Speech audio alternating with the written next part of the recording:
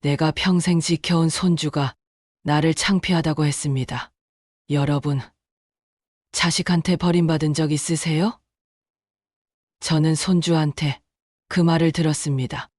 논밭에서 피땀 흘려 번 돈으로 서울대까지 보냈는데 돌아온 건 차가운 말 한마디였어요. 아픈 허리를 붙잡고 병원에 가도 찾아오는 건 간호사뿐. 손주는 끝내 오지 않았습니다. 촌스러운 할머니라며 여자친구 부모님께는 저를 없는 사람이라고 했더군요. 그 글을 보고 저는 밤새 울었습니다. 제가 뭘 잘못했을까요? 그런데 말입니다. 인생은 끝날 때까지 끝난 게 아니더군요. 평생 희생만 하고 살았던 제가 67에 비로소 제 인생을 찾았습니다. 돈 때문에 무릎 꿇은 손주 앞에서 제가 어떻게 했을까요? 지금부터 저의 이야기를 들려드릴게요. 이야기를 시작하기 전 무료 버튼인 구독과 좋아요 부탁드립니다. 다음 영상 제작에 큰 힘이 됩니다. 저는 김불래라고 합니다. 올해 67이에요. 제 인생을 돌이켜보면 정말 파란만장했다는 생각이 듭니다. 남편을 44세 여의고 혼자서 아들을 키웠거든요. 그때가 정말 힘들었어요. 새벽 4시면 일어나서 밤 10시까지 논밭을 뛰어다니며 농사를 지었죠. 손가락 마디마디가 굵어지고 허리가 점점 굽어져도 참았습니다. 우리 아들만큼은 제대로 키우겠다는 마음 하나로 버텼거든요. 남편이 떠나던 날이 아직도 생생해요. 겨울날이었는데 눈이 펄펄 내렸습니다. 병원에서 돌아와서 아들한테 말해야 했어요. 아빠가 하늘나라로 가셨다. 그때 아들이 울면서 매달리던 모습이 지금도 잊혀지지 않아요. 12살 어린아이가 아빠 없이 어떻게 살아가나 싶어서 제 마음도 무너졌습니다. 하지만 울고 있을 시간이 없었어요. 당장 생계부터 해결해야 했거든요. 그 후로는 정말 죽어라고 일했어요. 새벽에는 시장에 나가서 채소를 팔고 낮에는 논일을 했습니다. 남편이 남긴 빚도 있었거든요. 빚쟁이들이 집 앞에 와서 고함을 지를 때마다 아들을 뒤로 숨기고 문을 잠갔어요. 엄마, 무서워요. 아들이 제 품에 안겨서 떨고 있을 때 제 가슴도 찢어질 것 같았습니다. 하지만 아들 앞에서는 울 수 없었어요. 이 아이만큼은 지켜야 한다는 마음으로 버텼거든요. 빚을 다 갚는 데만 5년이 걸렸어요. 그 5년 동안 정말 고생했습니다. 쌀 한 톨도 아껴가며 살았고 옷은 몇 년씩 기워 입었어요. 그래도 아들만큼은 다른 아이들처럼 키우고 싶었습니다. 엄마, 다른 집처럼 우리도 잘 살 수 없어요? 친구들은 다 좋은 옷 입고 다니는데 아들이 중학생 때 이런 말을 했던 게 기억나요. 그때 제 가슴이 얼마나 찢어졌는지 몰라요. 하지만 웃으며 대답했죠.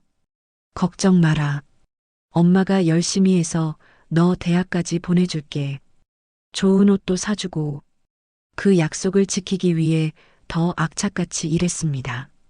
새벽 2시에 일어나서 김장용 배추를 다듬고 해가 뜨면 논으로 나가서 일했어요. 저녁에는 집에서 부업으로 봉투 접기를 했습니다.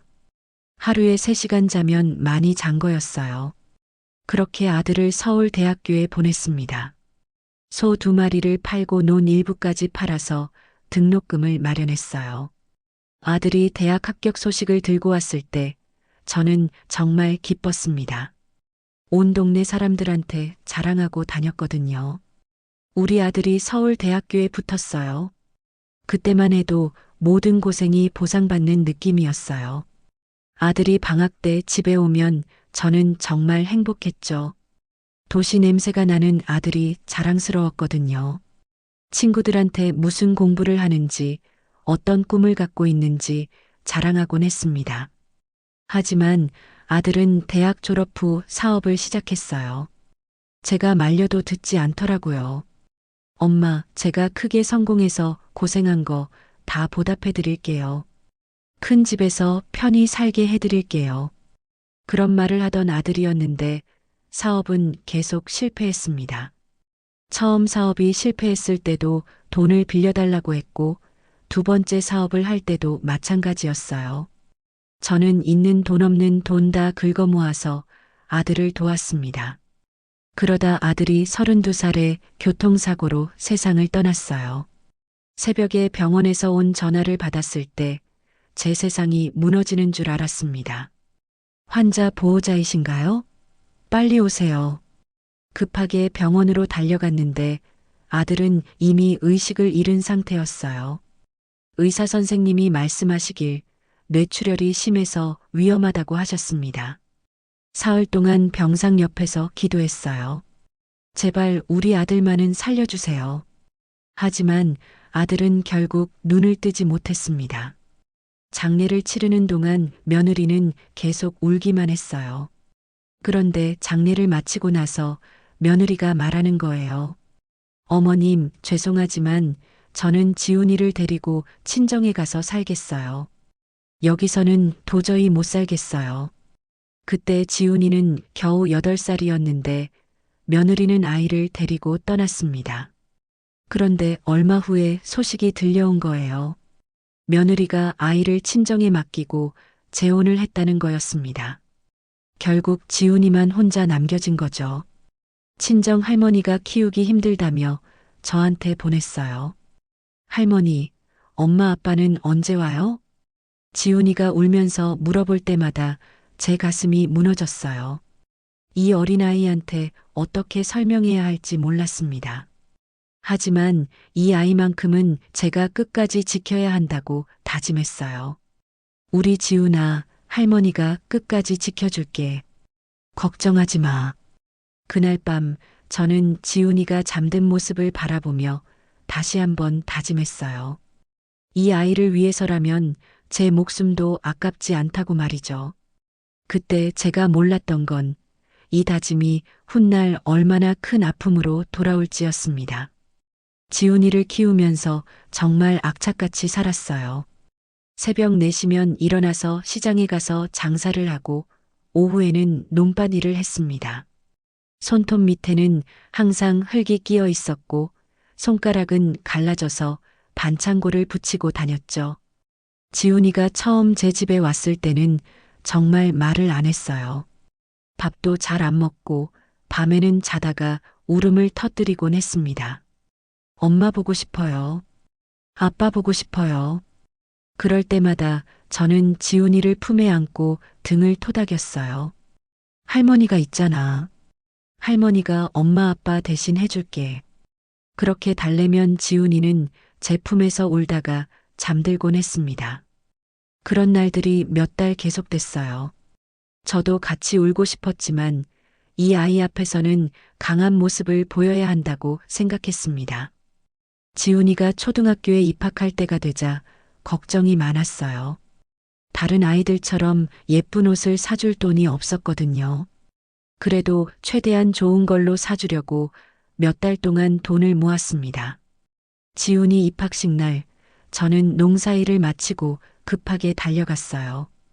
다른 부모들은 모두 말끔하게 차려입고 왔는데 저는 때 묻은 작업복 차림이었습니다. 손에는 흙이 묻어 있었고 머리도 제대로 빗지 못한 상태였어요. 할머니, 창피해요. 다른 애들은 엄마 아빠가 오는데 왜 저만 할머니예요? 지훈이가 제 옷소매를 잡아당기며 그런 말을 했을 때 정말 가슴이 아팠습니다. 하지만 웃으며 대답했죠. 미안해, 지훈아. 할머니가 대신이라도 해줘야지. 그 후로도 지훈이는 종종 그런 말을 했어요. 학부모 모임에 나가지 말라고도 하고 친구들 앞에서는 할머니라고 부르지도 않았습니다. 그냥 아줌마라고 부르더라고요. 운동회 때도 마찬가지였어요. 다른 아이들은 엄마 아빠가 와서 응원해 주는데 저는 혼자 김밥을 싸가지고 갔습니다. 지훈이는 제가 온 걸 못 본 척 하더라고요. 지훈아, 할머니 여기 있다. 손을 흔들어도 지훈이는 고개를 돌리지 않았어요. 점심시간에 김밥을 가져가려고 했는데 지훈이가 말하는 거예요. 할머니, 저 친구들이랑 먹을 거니까 그냥 가세요. 그래도 저는 참았어요. 이 아이가 상처받지 않게 하려면 제가 참아야 한다고 생각했거든요. 중학교 때는 더 했어요. 지훈이가 친구들과 함께 집에 왔을 때 저를 보고는 말했습니다. 할머니, 잠깐 나가 계세요. 친구들이랑 공부해야 해서요. 그때도 저는 순순히 나갔어요. 마당에서 빨래를 널면서 속으로 생각했죠. 이 아이가 커서 철이 들면 이해할 거야. 그렇게 스스로를 위로했습니다. 하지만 친구들이 간 후에 지훈이가 하는 말을 듣고는 정말 속상했어요. 할머니는 왜 이렇게 촌스러워요? 친구들이 뭐라고 할 것 같아요. 그런 말을 할 때마다 저는 가슴이 찢어지는 것 같았습니다. 하지만 화를 내지는 않았어요. 대신 더 열심히 일해서 지훈이한테 부족함이 없게 해주려고 했죠. 지훈이가 고등학생이 됐을 때는 학비며 생활비며 돈이 많이 들었어요. 그래서 저는 새벽 2시에 일어나서 시장 준비를 했습니다. 시장에서 하루 종일 일하고 저녁에는 집에서 부업을 했어요. 할머니, 용돈 좀 주세요. 친구들이랑 영화 보러 가려고요. 지훈이가 그럴 때마다 저는 주머니를 털어서라도 돈을 줬어요. 다른 친구들처럼 용돈을 못 주면 또 부끄러워할까 봐서요. 하지만 지훈이는 고마워하기보다는 당연하다는 듯이 받았습니다. 가끔은 돈이 적다고 투정을 부리기도 했어요. 할머니, 이것밖에 안 돼요? 영화 보고 밥도 먹어야 하는데. 그럴 때마다 저는 더 찾아서라도 줬어요. 소중한 손주가 친구들 앞에서 창피당하게 할 수는 없었거든요. 고등학교 졸업할 때까지도 마찬가지였어요. 지훈이는 항상 저를 부끄러워했습니다. 졸업식 때도 오지 말라고 했어요. 할머니, 졸업식에 안 와도 돼요. 어차피 친구들 부모님들만 오니까. 하지만 저는 몰래라도 가서 보고 싶었어요. 제가 키운 아이의 졸업식인데 어떻게 안 가겠어요? 멀리서라도 지훈이 모습을 보고 왔습니다. 그렇게 지훈이를 대학교까지 보냈어요. 소를 팔고 논을 일부 팔아서라도 등록금을 마련했습니다. 마지막 남은 소였는데도 망설이지 않았죠. 할머니 덕분에 공부할 수 있어요. 정말 고마워요. 가끔 이런 말을 할 때면 그동안의 서러움이 다 풀렸습니다. 하지만 그 고마움도 잠시뿐이었어요. 곧 다시 저를 부끄러워하는 모습을 보이곤 했거든요. 그래도 저는 계속 참았습니다.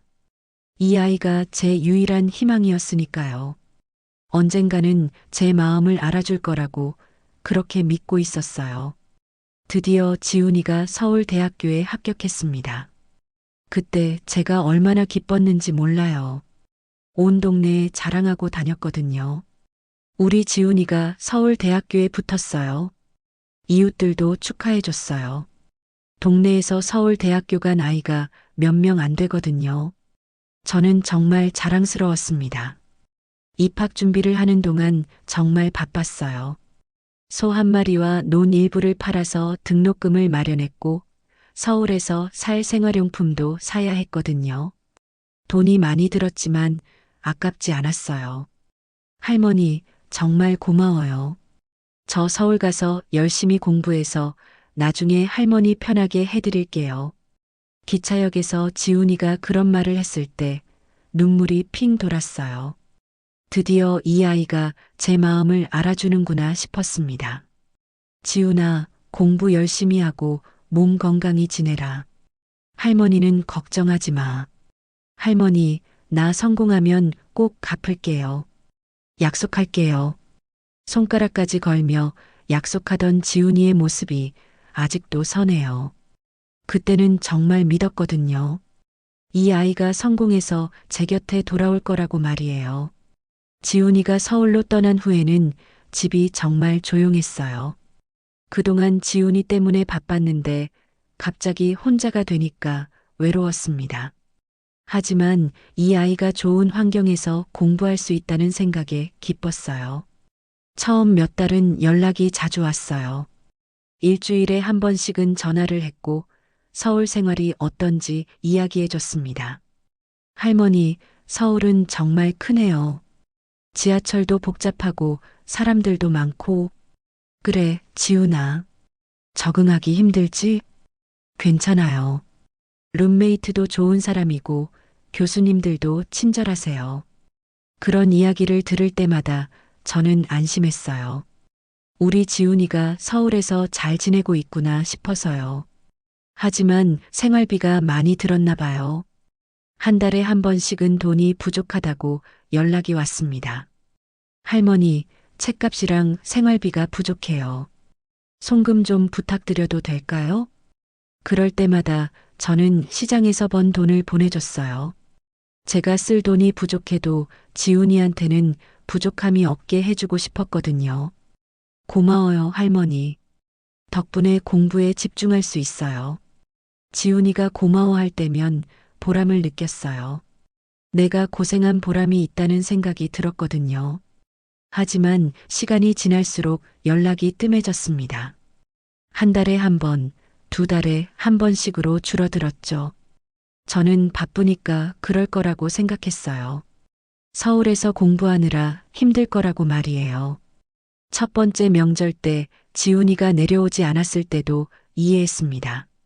할머니, 아르바이트 때문에 바빠요. 명절에도 일해야 해서 못 내려가겠어요.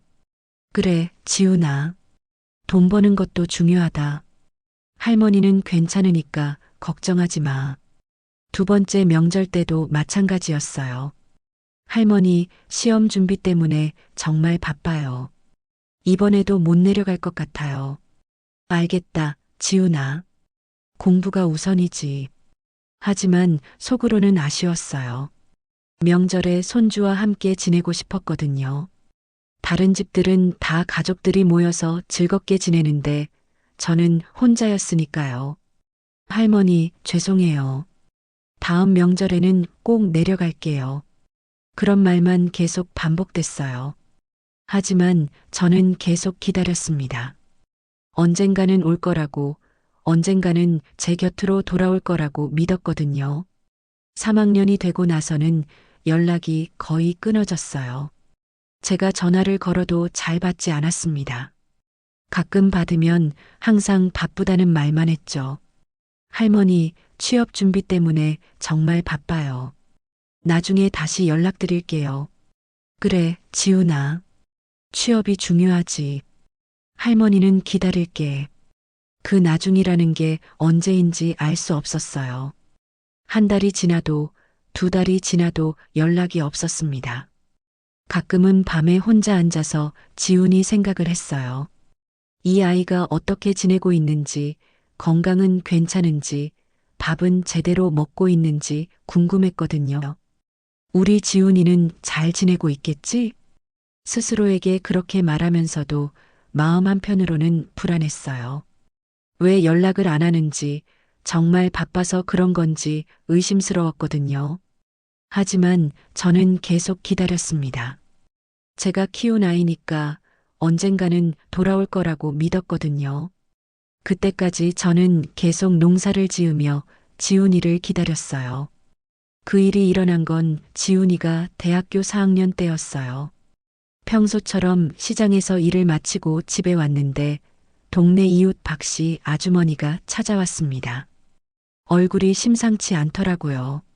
불래 언니, 혹시 지훈이 소식 들었어요? 무슨 소리인지 몰라서 물어봤더니 박씨 아주머니 딸이 서울에 살면서 우연히 지훈이 SNS를 봤다는 거였어요. 언니, 이거 좀 보세요. 박씨 아주머니가 휴대폰을 보여주는데 처음에는 무슨 말인지 몰랐어요. 제가 그런 걸 잘 모르거든요. 하지만 박씨 아주머니가 설명해 주는 걸 듣고는 정말 깜짝 놀랐습니다. 불래 언니, 지훈이가 인터넷에 이런 글을 올렸어요. 그 글을 보는 순간 제가 그 자리에서 주저앉을 뻔했습니다. 지훈이가 쓴 글이었어요. 여자친구 부모님께 인사드리러 가야 하는데 촌스러운 외할머니 때문에 어떻게 말해야 할지 모르겠다. 부모님 없다고 해야 하나? 그 글을 읽는 순간 머리가 하얘졌어요. 제가 촌스러운 외할머니라니요. 20년 동안 모든 걸 바쳐서 키운 아이가 저를 그렇게 생각하고 있었다는 게 믿어지지 않았습니다. 더 충격적인 건 댓글들이었어요. 지훈이 친구들이 달아놓은 댓글을 보니 가슴이 무너졌습니다. 야, 그냥 연 끊어라. 어차피 시골 할머니잖아. 맞아. 굳이 말할 필요 있어? 없다고 해. 농사 짓는 할머니라고 하면 여친 부모님이 싫어할 거야. 요즘 세상에 그런 할머니 두고 창피하다고 하면 이상한가? 그런 댓글들을 보면서 지훈이는 하하 웃으며 답글을 달았더라고요. 맞네. 그냥 없다고 해야겠다. 솔직히 말하기 창피해. 사실 할머니가 키워줬다고 해도 별로 좋을 게 없잖아. 박씨 아주머니가 그 내용들을 하나씩 읽어주는데 저는 점점 숨이 막혔어요. 제가 그동안 얼마나 많은 희생을 했는데 지훈이는 저를 창피한 존재로 생각하고 있었던 거예요. 언니 괜찮아요? 얼굴이 너무 하얘졌는데. 박씨 아주머니가 걱정스러운 목소리로 말했지만 저는 대답할 수가 없었어요. 가슴이 너무 아파서 숨을 쉬기도 힘들었거든요. 언니, 제가 이런 소리 전해드려서 미안해요. 하지만 알고 있어야 할 것 같아서. 고마워요, 아주머니. 알려주셔서. 간신히 그 말만 하고는 아주머니를 돌려보냈어요. 혼자 있고 싶었거든요. 그날 밤 저는 이불을 뒤집어 쓰고 밤새 울었어요. 20년 동안 제가 키운 아이가, 제가 모든 걸 바쳐서 키운 손주가 저를 그런 식으로 생각하고 있었다니요. 새벽까지 울다가 지쳐서 잠들었는데 꿈에서도 그 글이 계속 보였어요. 촌스러운 외할머니 그 말이 계속 귓가에 맴돌았습니다. 꿈속에서도 지훈이가 제게 등을 돌리고 창피해요라고 말하더라고요.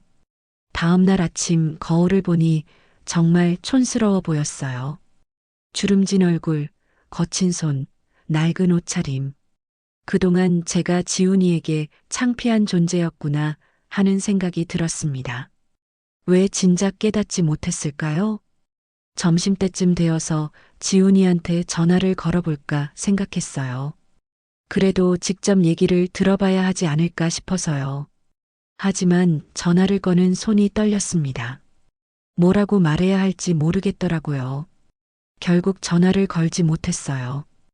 혹시 지훈이가 또 바쁘다고 하면서 끊으면 어떻게 하나 싶었거든요. 그리고 무엇보다도 제가 그 글을 봤다는 걸 알면 지훈이가 더 부담스러워할 것 같았어요. 그날 이후로 며칠 동안 제대로 잠을 잘 수가 없었어요. 밥맛도 없고 농사일을 해도 집중이 안 됐습니다. 계속 그 댓글들이 머릿속에서 맴돌았거든요. 어차피 시골 할머니잖아. 농사 짓는 할머니라고 하면 여친 부모님이 싫어할 거야. 그런 말들을 생각할 때마다 가슴이 찢어졌어요. 제가 그동안 얼마나 많은 희생을 했는데 지훈이에게는 그냥 창피한 존재였던 거예요. 일주일쯤 지났을 때 동네에서 만난 다른 아주머니가 말하는 거예요. 블레 씨, 요즘 왜 이렇게 수척해졌어요? 어디 아픈 데 있어요? 제 모습이 그렇게 나빠 보였나 봅니다. 거울을 보니 정말 많이 야위었더라고요. 밥도 제대로 안 먹고 잠도 못 자서 그런 것 같았어요. 하지만 그보다 더 아픈 건 지훈이가 저를 숨기려 한다는 거였어요. 제가 없다고 말하려고 한다는 게 정말 견딜 수 없을 만큼 아팠습니다. 제가 이 세상에서 사라져야 지훈이가 편할 거라는 생각까지 들었어요. 그날 이후로 저는 지훈이에게 연락하기가 무서워졌어요. 혹시 제가 또 부담이 되면 어떡하나, 또 창피하게 만들면 어떡하나 하는 생각에 전화를 걸 수가 없었거든요. 제가 연락하면 지훈이가 귀찮아할 것 같았어요. 밤마다 혼자 앉아서 생각했어요. 내가 뭘 잘못한 걸까? 왜 지훈이가 나를 그렇게 생각할까? 하지만 아무리 생각해도 답이 나오지 않았습니다. 제가 할 수 있는 모든 걸 다 해줬는데 왜 이런 대우를 받아야 하는지 이해할 수 없었어요. 지훈이의 그 글을 본 이후로 제 마음에 큰 상처가 났어요. 그래도 농사는 계속 지어야 했습니다. 생계를 위해서는 어쩔 수 없었거든요. 하지만 예전처럼 열심히 할 수가 없었어요. 마음이 너무 아파서요. 그해 가을, 별을 베다가 허리를 다쳤어요.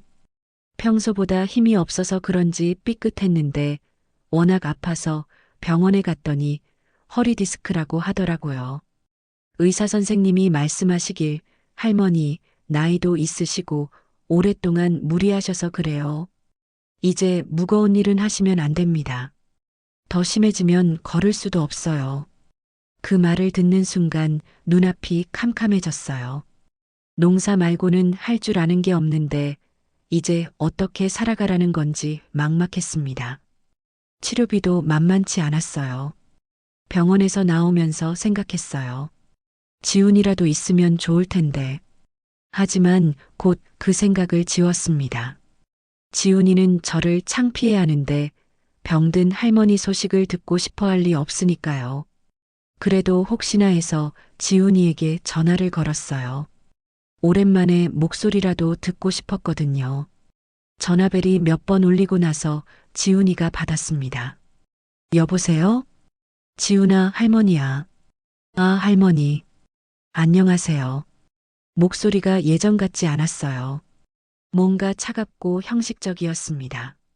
지훈아, 할머니가 허리를 다쳤는데. 할머니, 지금 회사 회식이라서요. 나중에 연락드릴게요. 그래도 잠깐만. 죄송한데 정말 바빠요. 내일 꼭 연락드릴게요. 그렇게 전화가 끊어졌어요. 하지만 다음 날도 그 다음 날도 연락이 없었습니다. 저는 매일 전화기 앞에서 기다렸지만 지훈이는 약속을 지키지 않았어요. 한 달 후쯤 박씨 아주머니가 또 와서 말하는 거예요. 불래 언니, 지훈이가 여자친구랑 고급 레스토랑에서 데이트하는 사진 올렸던데요. 언제 찍은 건지 모르겠지만 정말 행복해 보이더라고요. 그 사진을 본 순간 정말 어이가 없었어요. 제가 전화했던 그날 밤에 찍힌 사진이었거든요. 회사 회식이라고 거짓말을 하고는 연인과 비싼 음식점에서 즐거워하고 있었던 거예요. 사진 속 지훈이는 정말 행복해 보였어요. 여자친구와 손을 잡고 웃고 있었고 테이블에는 비싼 음식들이 가득했습니다. 그걸 보니까 더 서러웠어요. 할머니한테는 바쁘다고 거짓말하면서 연인과는 그렇게 즐겁게 지내고 있다니요. 그 후로 지훈이에게 문자가 왔어요. 할머니, 미안해요. 내일 꼭 연락드릴게요. 하지만 그 내일은 오지 않았습니다. 일주일이 지나도 한 달이 지나도 연락이 없었어요. 저는 그때 알았어요. 지훈이가 저를 완전히 잊고 살고 있다는 걸 말이에요. 허리 아픈 몸을 이끌고 혼자서 모든 일을 해야 했어요. 장 보러 가는 것도 힘들고 집안일을 하는 것도 버거웠습니다. 물건을 들어 올리기만 해도 허리가 아파서 눈물이 날 지경이었어요. 그럴 때마다 지훈이가 그리웠어요. 예전에 어렸을 때는 제가 아프면 걱정해주곤 했거든요. 할머니, 어디 아파요? 병원 가야 하는 거 아니에요? 그런 말을 하던 지훈이었는데 이제는 제가 정말 아픈데도 관심이 없었어요. 그 차이가 너무 서러웠습니다. 병원에 치료받으러 갈 때도 혼자 가야 했어요. 버스를 타고 가는데 허리가 아파서 제대로 앉아있기도 힘들었습니다. 다른 할머니들은 자식들이나 손주들이 모시고 오는데 저는 항상 혼자였어요. 물리치료를 받으면서도 눈물이 났어요. 간호사가 물어보더라고요. 할머니, 보호자는 안 오시나요? 치료받고 집에 가실 때 도움이 필요할 텐데. 아니에요, 괜찮아요. 혼자 할 수 있어요. 그렇게 대답했지만 속으로는 울고 싶었어요. 저한테도 손주가 있는데 왜 혼자서 이 모든 걸 감당해야 하는 건지 원망스러웠습니다. 밤에 혼자 앉아 있으면 눈물이 났어요. 20년 동안 모든 걸 바쳐서 키운 아이가 이제는 제가 있는지도 모르고 살고 있다는 게 너무 서러웠습니다. 제가 죽어도 지훈이는 모를 거라는 생각까지 들었어요. 가끔은 지훈이에게 전화를 걸고 싶었지만 참았어요. 혹시 또 바쁘다고 하면서 끊으면 더 상처받을 것 같아서요. 그리고 무엇보다도 제가 연락하는 게 지훈이한테는 부담일 거라는 생각이 들었거든요. 그렇게 외롭고 아픈 날들을 혼자 버텨야 했습니다. 아무도 제 아픔을 알아주지 않았고 아무도 제 외로움을 달래주지 않았어요. 그때가 제 인생에서 가장 힘든 시기였던 것 같아요. 그렇게 외롭게 지내고 있던 어느 봄날이었어요. 동네 이장님이 급하게 찾아왔습니다. 평소에 이장님이 집까지 찾아오는 일은 거의 없었는데 얼굴에 흥분이 역력했어요. 불례 어르신 집에 계셨군요. 큰일 났습니다. 정말 큰일이에요. 무슨 일인지 물어봤더니 이장님이 서류 가방에서 뭔가를 꺼내면서 말하는 거예요. 어르신, 정부에서 이번에 도로 확장 공사를 한다는데 어르신 땅이 다 편입됐습니다. 처음에는 무슨 말인지 몰랐어요. 제가 농사짓던 땅은 시아버지께서 물려주신 건데 딱히 값어치가 있다고 생각해 본 적이 없었거든요. 그냥 농사짓고 살아가는 터전이라고만 생각했어요. 그게 무슨 말씀이세요, 이장님? 어르신, 이 근처가 신도시 개발 예정지로 지정됐어요. 그래서 도로를 확장하는데 어르신 땅 전체가 그 구간에 들어간다고 하네요. 이장님이 지도를 펼쳐서 보여주는데 정말로 제 땅이 빨간 선 안에 들어가 있었어요. 그런데 그게 왜 큰일이라는 건지 아직 이해가 안 갔습니다.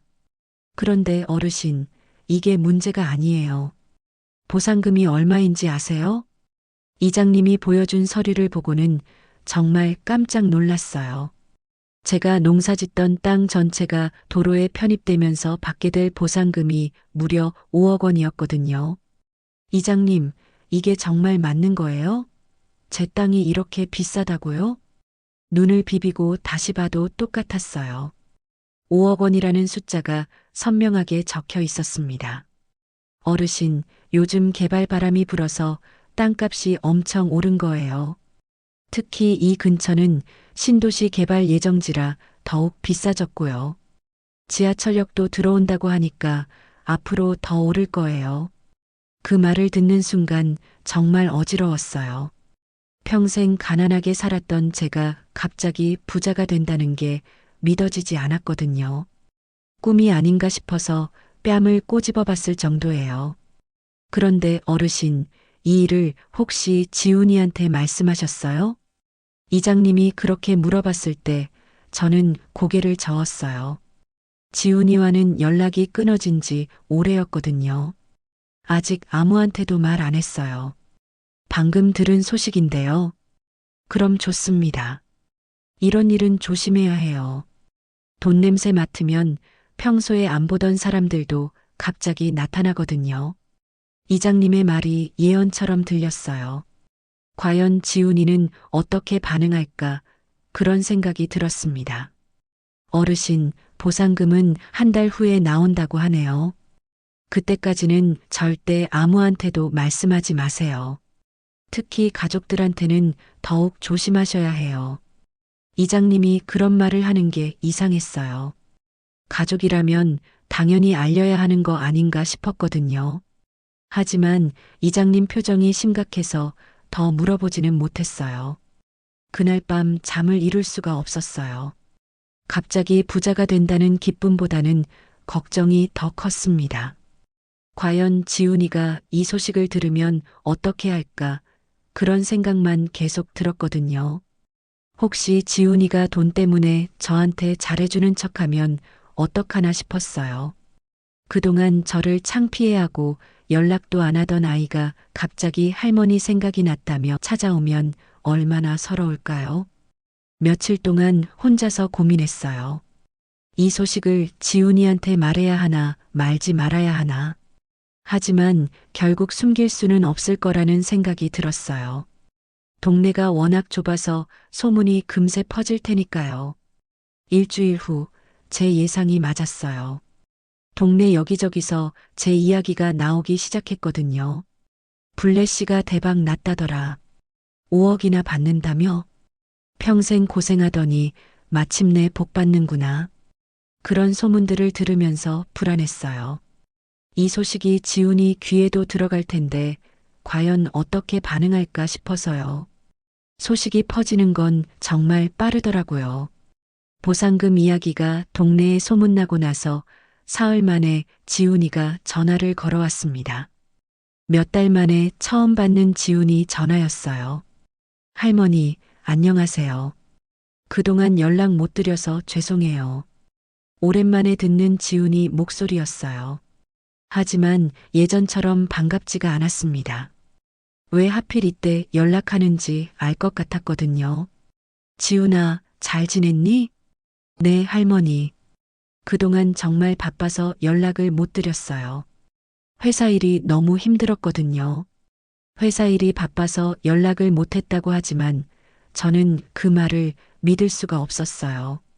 제가 병원에 입원했을 때도 허리가 아파서 힘들어할 때도 연락하지 않던 아이가 갑자기 왜 연락했을까요? 할머니, 제가 내일 내려갈게요. 오랜만에 뵙고 싶어서요. 그 말을 듣는 순간 가슴이 답답했어요. 정말로 저를 보고 싶어서 내려온다면 좋겠지만 아마 다른 목적이 있을 거라는 생각이 들었거든요. 그 다음 날 정말로 지훈이가 내려왔어요. 깔끔한 정장을 입고 비싼 가방을 들고서 말이에요. 예전에 그 어린아이가 아니라 완전히 어른이 된 모습이었습니다. 그런데 뭔가 어색했어요. 할머니, 그동안 정말 보고 싶었어요. 지훈이가 제 손을 잡으며 그런 말을 했을 때 제 마음은 복잡했어요. 반가우면서도 씁쓸했거든요.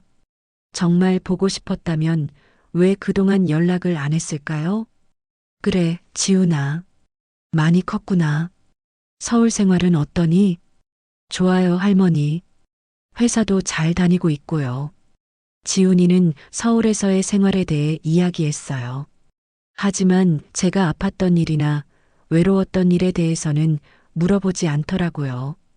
그저 자기 이야기만 했어요. 점심을 같이 먹으면서도 지훈이는 계속 둘러대기만 했어요. 정작 보상금 이야기는 꺼내지 않고 할머니 건강은 어떤지, 요즘 어떻게 지내는지 물어봤습니다. 하지만 그 관심이 진심인지 의심스러웠어요. 그러다가 오후가 되어서야 지훈이가 본격적으로 말을 꺼냈어요. 할머니, 제가 지금까지 효도를 제대로 못했잖아요. 이제부터라도 할머니 모시고 잘 살고 싶어요. 그러더니 갑자기 제 앞에 무릎을 꿇더라고요. 눈물까지 흘리면서 말이에요. 할머니, 저 믿어주세요. 제가 이제부터 할머니한테 잘할게요. 지금까지 못한 효도 다 갚을게요. 그 모습을 보면서 제 마음이 아팠어요. 이 아이가 진심으로 뉘우치는 건지 아니면 돈 때문에 그러는 건지 알 수 없었거든요. 할머니, 서울에 올라와서 저와 함께 살아요. 좋은 집에서 편히 지내시게 해드릴게요.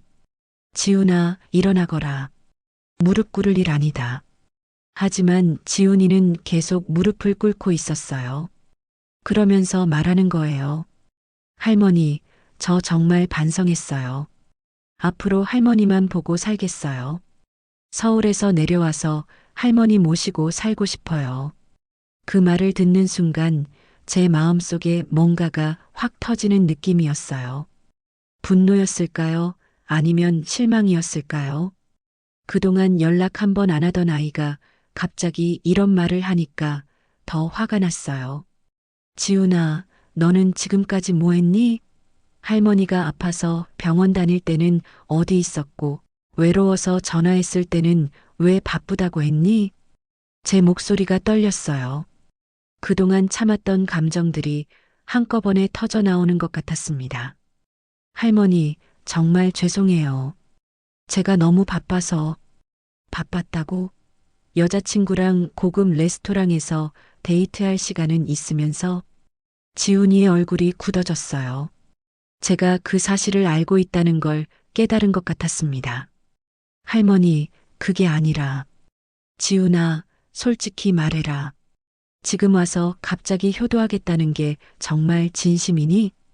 저는 지훈이를 똑바로 바라보며 차분히 말했습니다.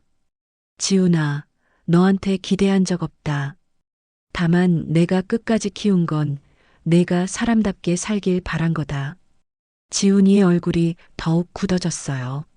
제가 원하는 반응이 아니었나 봅니다.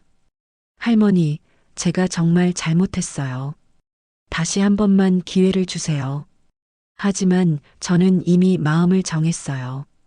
이 아이를 더 이상 믿지 않기로 말이에요. 그동안 받은 상처가 너무 컸거든요. 지훈아, 이제 그만 일어나거라. 할머니는 할머니대로, 너는 너대로 살자. 지훈이가 돌아간 후 저는 새로운 계획을 세웠어요. 보상금을 받으면 어떻게 살지 진지하게 생각해 봤습니다. 이제까지는 남을 위해서만 살았는데 앞으로는 제 자신을 위해 살아보자고 다짐했어요. 보상금이 나온 후 가장 먼저 한 일이 집을 사는 거였어요. 동네에서 조금 떨어진 곳에 작은 전원주택을 샀습니다. 마당이 있는 아담한 집이었어요. 오래된 시골집이 아니라 깔끔하고 현대적인 집이었죠. 이사를 하면서 정말 많은 생각이 들었어요.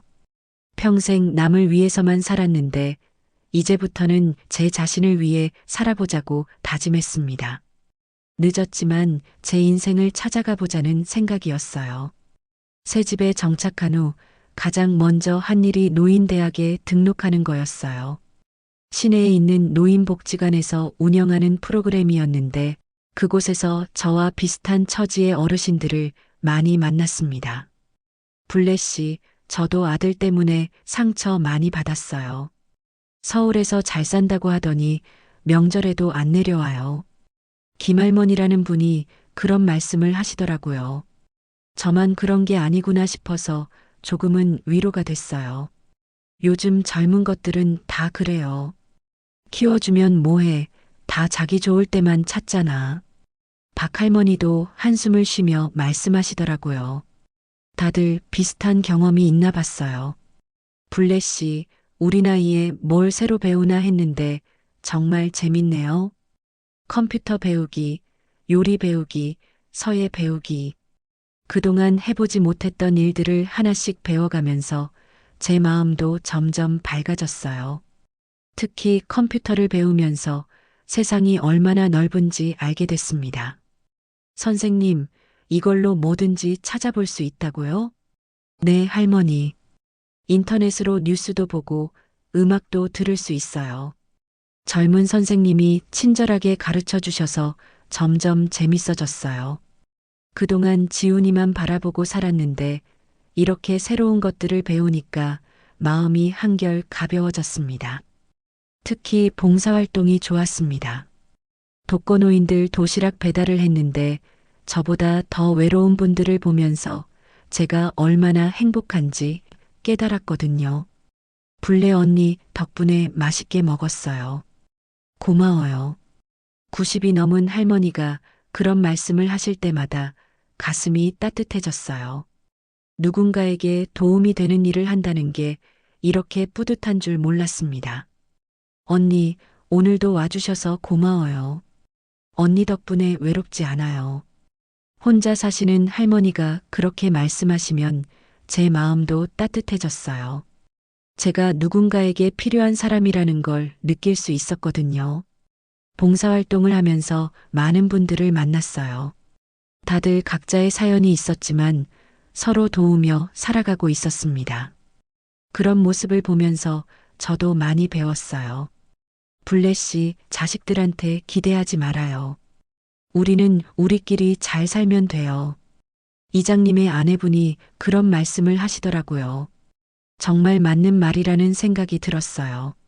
지훈이는 가끔 연락을 했어요. 하지만 예전처럼 마음이 흔들리지 않았습니다. 이미 저는 새로운 삶을 시작했거든요. 할머니, 제가 정말 잘못했어요. 다시 한 번만 기회를 주세요. 그럴 때마다 저는 담담하게 답했어요. 지훈아, 잘 살아라. 할머니는 할머니대로 살겠다. 처음에는 그런 말을 하기가 어려웠어요. 그래도 제가 키운 아이인데 너무 냉정하게 구는 게 아닌가 싶었거든요. 하지만 점점 마음이 단단해졌습니다. 노인 대학에서 만난 친구들과 여행도 다녔어요. 제주도도 가고 부산도 갔습니다. 평생 농사만 지으며 살았던 저에게는 정말 신선한 경험이었어요. 블레씨, 바다가 이렇게 넓은 줄 몰랐네요. 제주도 바다를 보면서 그런 말을 했더니 함께 간 친구들이 웃으면서 말하더라고요. 우리가 이 나이에 이런 구경을 다 하네요. 자식들은 우리가 늙어서 아무것도 못한다고 생각하는데 말이에요. 정말 그런 것 같았어요. 젊은 사람들은 나이 든 사람들을 무능력하다고 생각하는 경우가 많더라고요.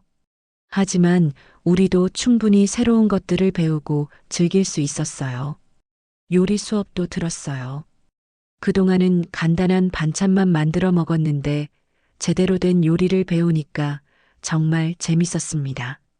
할머니, 이거 정말 맛있어요. 레시피 좀 알려주세요.